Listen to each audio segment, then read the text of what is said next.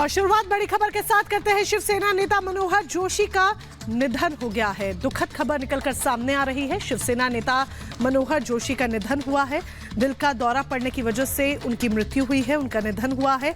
86 साल की उम्र में मनोहर जोशी ने अपनी अंतिम सांस ली है। आज सुबह ही मनोहर जोशी ने अंतिम सांस ली। महाराष्ट्र के पूर्व मुख्यमंत्री और लोकसभा अध्यक्ष भी मनोहर जोशी रहे हैं। एक जाने माने नेता रहे हैं। उनका पूरा व्यक्तित्व हमेशा सराहा गया है। शिवसेना के नेता मनोहर जोशी, जिनको दिल का दौरा पड़ा 86 साल की उम्र में, और उन्होंने अंतिम सांस अपनी ली है 86 साल की उम्र में। मनोहर जोशी का निधन हो गया है। तो 5 दशक का उनका ये राजनीतिक सफर का अंत हुआ है। उनका दिल का दौरा पड़ने से निधन हो गया है। 86 साल की उम्र में उन्होंने अंतिम सांस ली और आज सुबह ये दुखद खबर सामने आती है कि महाराष्ट्र के पूर्व सीएम और लोकसभा अध्यक्ष अब नहीं रहे।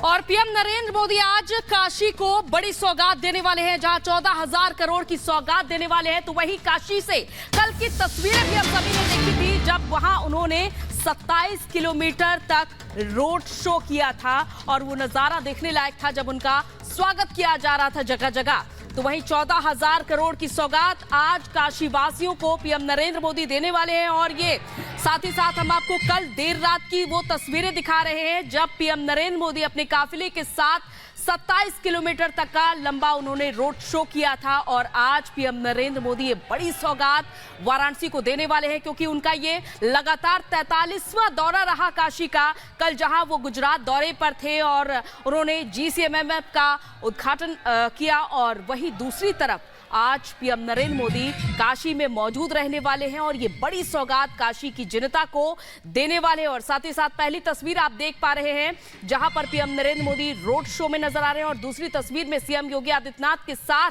वो इस नए पुल पर नजर आ रहे हैं जिसका हाल ही में उद्घाटन किया गया था।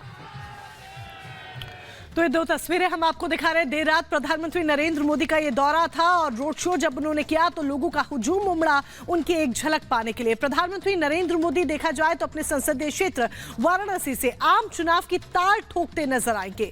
आम चुनावों की घोषणा के पहले संभवतः ये पीएम मोदी का आखिरी दौरा माना जा रहा है। इस दौरे पर पीएम मोदी काशी को 14,000 करोड़ की लागत की 35 योजनाओं का तोहफा देंगे, उनका शिलान्यास करेंगे, लोकार्पण करेंगे। रिपोर्ट देखिए।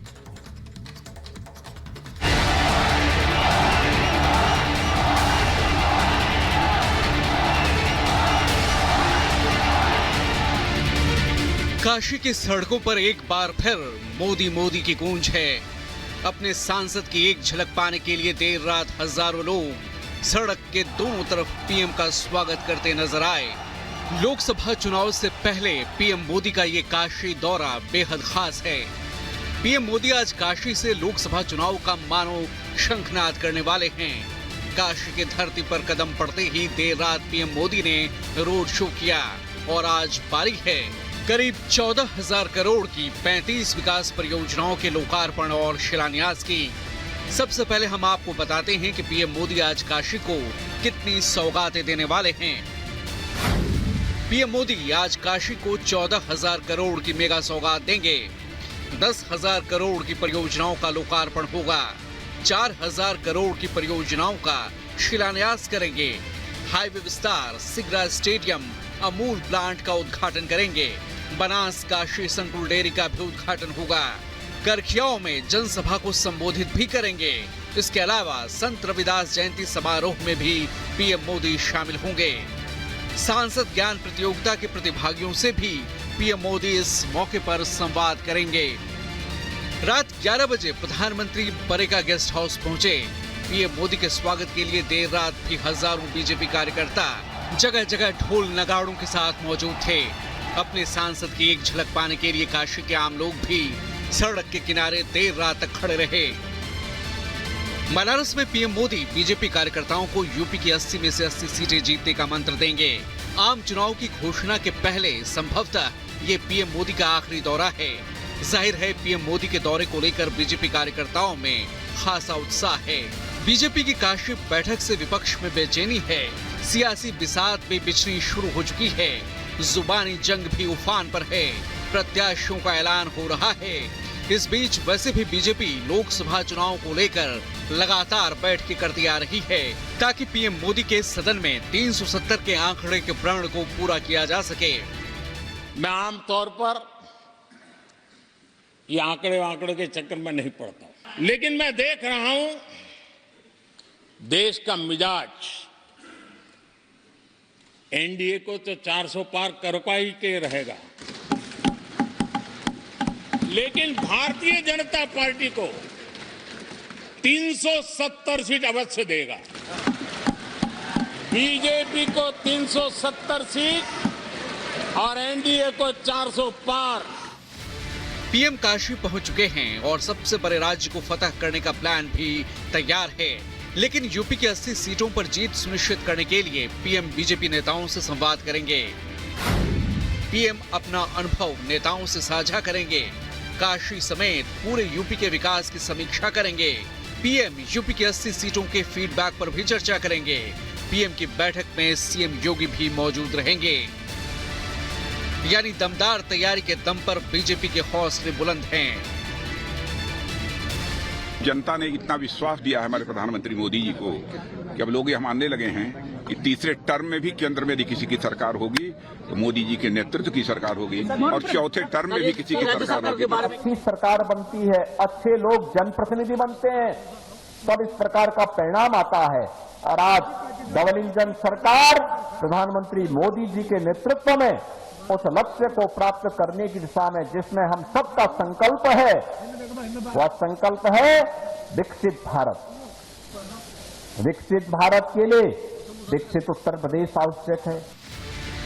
बीजेपी का जोश हाई है और पीएम मोदी भी 370 के लक्ष्य को अमली जामा पहनाने के लिए पूरा जोर लगा रहे हैं। ऐसे में नतीजा जो भी हो, लेकिन इतना तो तय है कि इस बार लोकसभा के चुनाव बेहद दिलचस्प होंगे। Bureau report, Republic Bharat.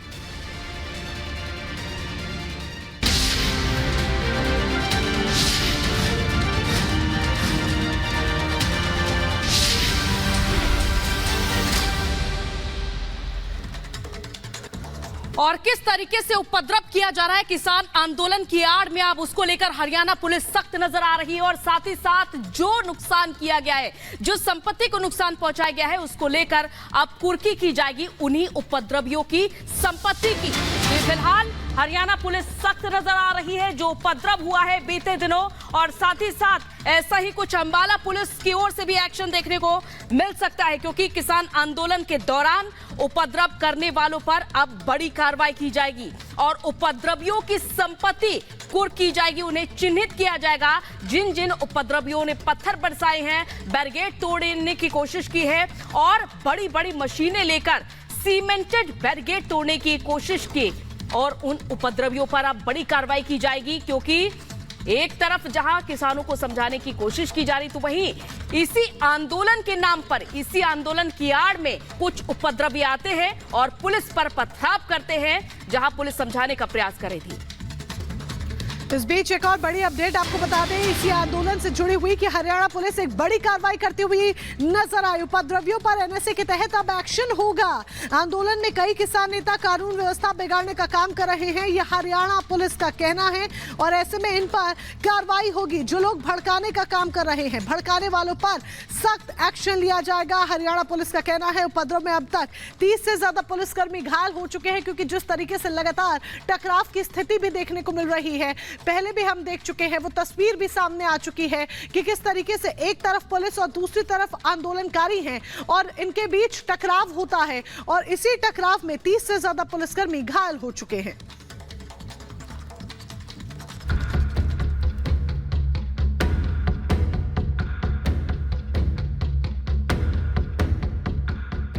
अपनी मांगों को लेकर किसान आंदोलन अब एक उपद्रव में तब्दील होता हुआ नजर आ रहा है। कहीं प्रदर्शनकारी दिल्ली बॉर्डर को पार करने में जुटे हुए, तो कहीं प्रदर्शनकारी पुलिस से नोकझोंक में लगे हैं। अब एक उपद्रव की वजह से हरियाणा में 2 पुलिसकर्मियों की मौत हो चुकी है, तो वहीं 30 से ज्यादा पुलिसकर्मियों के घायल होने की खबर है। लगातार प्रदर्शन उग्र होता जा रहा है। पुलिस उपद्रव को रोकने के लिए बल का प्रयोग कर रही है। पुलिस उपद्रवियों पर रोक लगाने के लिए आंसू गैस के गोले का भी इस्तेमाल कर रही है। ऐसे में अब हरियाणा पुलिस उपद्रव को लेकर सख्ती बरतती नजर आ रही है। हरियाणा पुलिस ने साफ कर दिया है कि जो भी संपत्ति का नुकसान किया जा रहा है, इसके खिलाफ सख्त कार्रवाई की जाएगी और उपद्रव में शामिल होगा उनके खिलाफ एनएसए के तहत कार्रवाई होगी। किसान आंदोलन के दौरान हुई सरकारी संपत्ति के नुकसान की भरपाई आंदोलनकारियों से वसूली जाएगी। ये बड़ी कार्रवाई जो है अंबाला पुलिस की तरफ से की गई है। आंदोलनकारियों ने जिस सरकारी संपत्ति को नुकसान पहुंचाया है, अब उसी की भरपाई जो है इनकी संपत्ति कुर्की और इनके बैंक खातों को सीज करके वसूली जाएगी। इतना ही नहीं, हरियाणा पुलिस ने सख्त एक्शन लेते हुए ये भी आदेश जारी किया कि जो किसान नेता सोशल मीडिया या फिर दूसरे प्लेटफॉर्म के जरिए भड़काने की कोशिश कर रहे हैं, उनके खिलाफ भी एनएसए के तहत कार्रवाई होगी। जो लोग सड़क पर उपद्रव गतिविधियों में शामिल हैं, उनकी संपत्ति भी हरियाणा पुलिस कुर्क करने की तैयारी में है। साथ ही उपद्रवियों के बैंक खातों को भी सीज किया जाएगा। पुलिस एक डाटा तैयार कर रही है। डाटा के आधार पे ही उन लोगों की गिरफ्तारी होगी जिन लोगों की संलिप्तता जो है इस किसान आंदोलन में सरकारी संपत्ति को नुकसान पहुंचाने में सामने आई है। और दूसरी तरफ उन लोगों पर कार्रवाई की जा रही है जिन्होंने सोशल मीडिया पे किसान आंदोलन से जुड़े भड़काऊ पोस्ट को डाला है और लगातार किसान आंदोलन से जुड़ी तमाम बातें जो है सोशल मीडिया पे अपलोड कर रहे हैं। एक तरफ हरियाणा सरकार प्रदर्शन को शांत कराने के लिए हर संभव काम कर रही है। कानून व्यवस्था को हरियाणा पुलिस भी एक्शन मोड में है, तो दूसरी तरफ किसान रुकने का नाम नहीं ले रहे हैं। किसान आज आक्रोश दिवस मनाने की तैयारी में है। साथ ही 26 फरवरी को ट्रैक्टर रैली का भी ऐलान किया गया है, जो पूरे देश में हाईवे पर किसान ट्रैक्टर के साथ प्रदर्शन करेंगे। ट्रैक्टर रोष प्रदर्शन करा जाएगा, वहाँ पर ट्रैक्टर के साथ लोग जाएंगे।